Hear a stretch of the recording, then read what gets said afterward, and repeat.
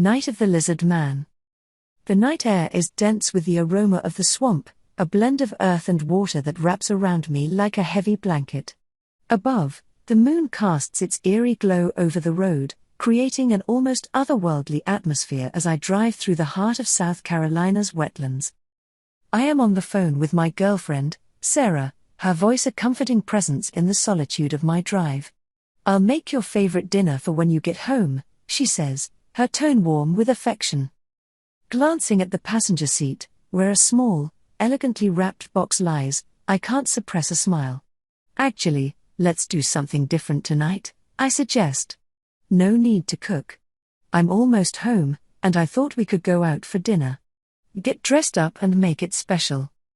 There is a pause, and then her voice comes through, bright with curiosity and excitement. "Oh?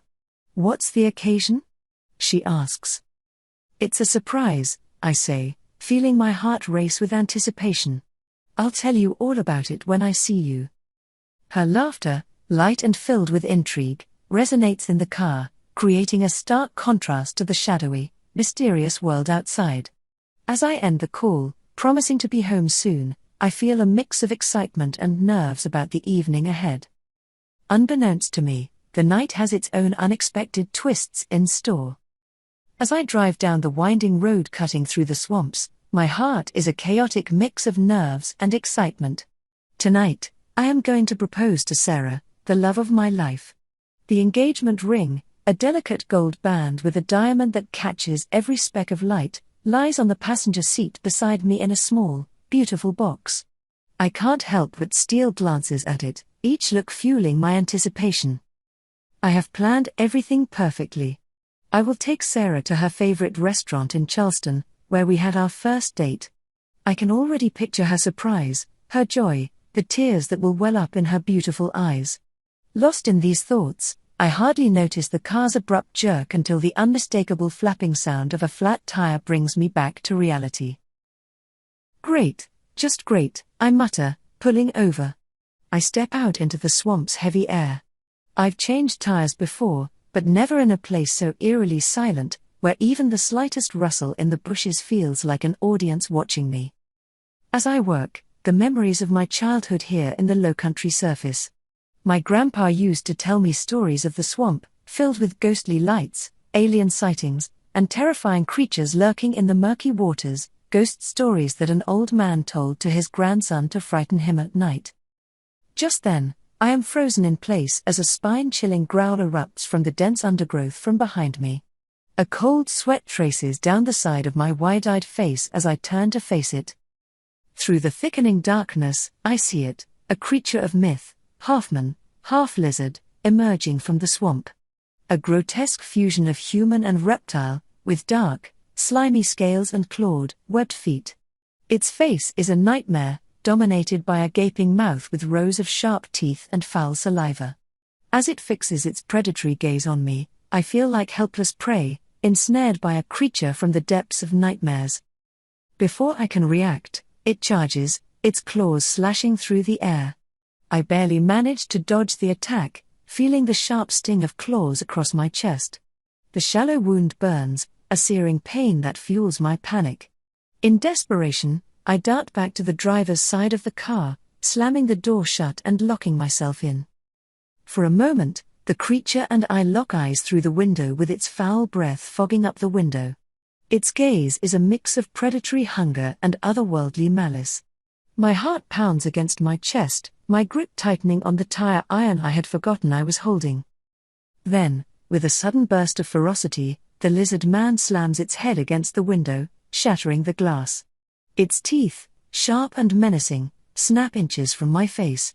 Adrenaline surges through me, and I swing the tire iron with all my might, hitting the beast squarely in the mouth. The creature recoils with a piercing, unhuman shriek of pain.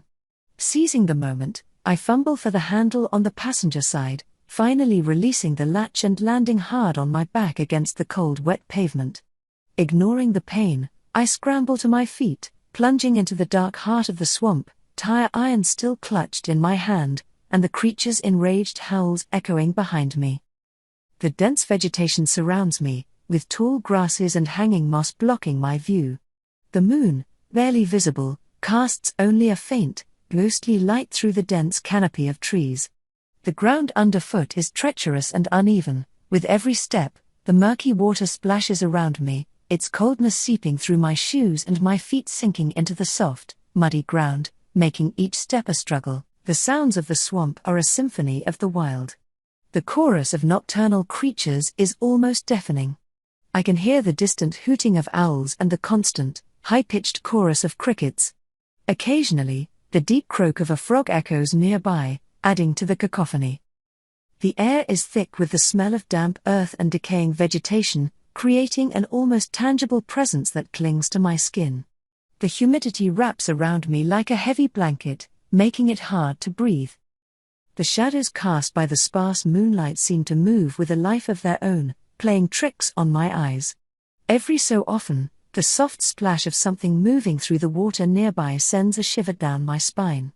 I grip the cold iron tighter, its weight in my hand is somewhat reassuring. Stupidly, I trip over a root, slamming hard, face first, into the murky shallow water. My face buried into the muddy bottom with the wound on my chest burning as the swamp flooded in. I roll over and lie there, panting like a whipped dog, and staring up at the patchy sky visible through the canopy of trees, knowing I was going to die. I was so scared I couldn't even move at that moment. My body was not responding to me anymore and had accepted its fate. In that brief despair, I allow myself a moment of vulnerability, thinking about what I would say to Sarah if I made it out. I remember the first time I saw her. It was at a friend's art gallery opening. She was laughing, her eyes sparkling with a light that seemed to make the entire room brighter. I was drawn to her, like an unworthy moth to a beautiful flame. Her captivating smile, her laughter, they were my beacons in this grim moment, urging me not to give up. I have to get up and keep moving. I had to make it home to her. Suddenly, the swamp falls into a haunting silence. The absence of sound is more terrifying than the unknown noises. My heart races, every sense strained to the breaking point. Where was it? The silence continues to unnerve my very sanity, as if trying to drive me insane. Then, without any warning, the nightmare erupts from the darkness. The lizard man lunges with a primal ferocity, its jaws clamping down like a steel trap into my shoulder. The pain is immediate and searing. I scream, not just in agony, but in terror at the realization of how close to death I am. With a desperate cry, I swing the iron rod at the creature's head. Each impact is a fight for my life. The beast reels under the assault, loosening its grip. Seizing the moment, I strike one last time, sending it staggering back into the murky water. I bolt deeper into the swamp, driven by a mix of adrenaline and fear, my shoulder and chest bleeding and throbbing with pain. I stumble blindly through the swamp. The pain is a constant reminder of the creature's brutality. Every step is a battle against the fear that threatens to overwhelm me. My mind is a whirlwind of terror and pain, but the primal instinct to survive and to see Sarah keeps me moving. The swamp seems to stretch on endlessly, a labyrinth of shadows and hidden dangers. Each sound, every movement in the corner of my eye, sends jolts of fear through me. I am certain the lizard man is just behind me, waiting for the moment to strike again. Then, through the dense foliage and the dark, I see it, a structure, barely discernible in the gloom. A cabin. It is old and rundown, half swallowed by the swamp, but it is a shelter, a potential haven from the nightmare that pursues me. With the last of my strength, I push forward. Reaching the cabin, I throw open the creaky door and stumble inside. The interior is dark, damp, and musty, filled with the remnants of long-forgotten lives. But it is a refuge, a place to catch my breath and assess my wounds. I slam the door shut behind me, my back pressing against it as I slide to the floor. Uncontrollable tears fall down my cheeks, as my heart pounds in my ears, a mix of fear and the exertion of my flight. I am safe, at least for the moment, but the sense of dread lingers. The creature is still out there, somewhere in the darkness of the swamp, and I prayed it would give up and go away, but I knew it would not. In the relative safety of the dilapidated shack, I sit holding my mangled shoulder, feeling the warm blood on my hand. The pain is relentless, but more than that, the weight of despair and terror threatens to crush me. Outside, I finally hear its bone-chilling growl. It had found me and was calling me out. It was never going to let me escape. Tears flooded my face as I collapsed into my hands, asking God why he had done this to me. Then, in that darkest moment, a vision of Sarah appears. Her smile, radiant and full of love, a future vision of her holding our child, whispering words of love and hope. It is a beacon in the darkness, transforming my despair into fierce determination. I wanted so badly to hold Sarah just one more time. I could not die here. Not like this. Not to that demon outside. I will not let this be the end. With newfound resolve of anger mixed with insanity, I grasp my iron weapon. Each step towards the door is a battle against pain and fear. I open the creaking door, allowing the final act to proceed. Outside, the creature's menacing form lurks in the shadows just across from me, its mocking laughter piercing the night. No, I would not let it overwhelm me with fear anymore. I would make it back home to her. And I would kill this fucking thing tonight. I scream, a raw, guttural sound of defiance, and charge. The creature leaps from the darkness, a nightmare incarnate.